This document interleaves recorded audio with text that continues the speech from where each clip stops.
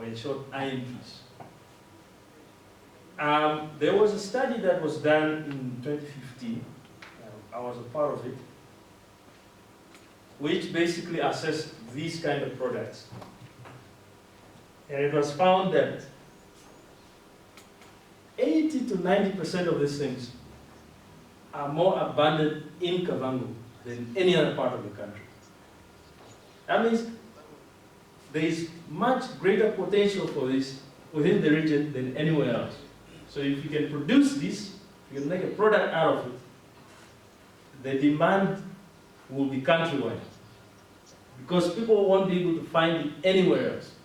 Or if you can be part of the value chain where this product is produced, you're part of a value chain that is demanded countrywide. That is demanded by 2.4, 2.5 million people. That's what we're talking.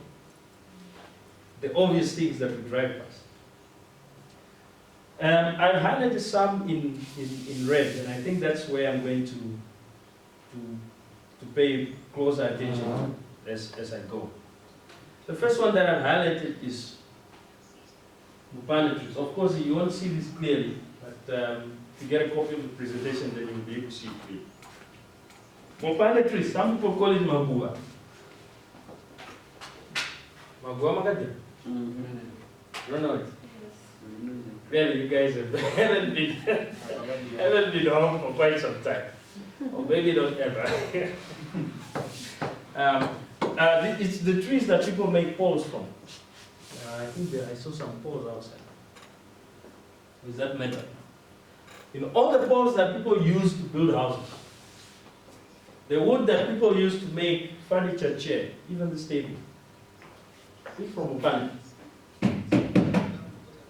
And believe me, you'll be surprised if this is not coming from Kavango. It's coming from right here, from the region. And currently, as I said, it's very important for you to know this as you grow in your careers. Currently, there is a project by government that is going to capacitate the VTCs, the vocational training centers. If you happen to find yourself there after school, for these guys to start producing furniture for government schools. It will no longer be imported from South Africa. It will be produced at home. And much of that resource is going to come from our own backyards. Produced here. So you need to see how you can be part of those value chains. How you can be part of those activities that will provide services countrywide. Of course, this project takes time.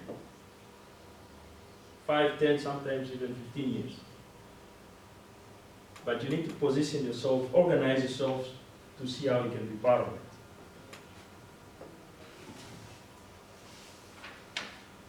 Another one, which is quite big at the moment. How many of you have heard us?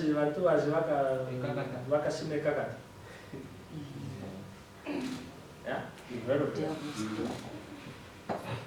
So what has happened now is Namibia recently, the devil's claw in Namibia was recently certified as sustainably harvested.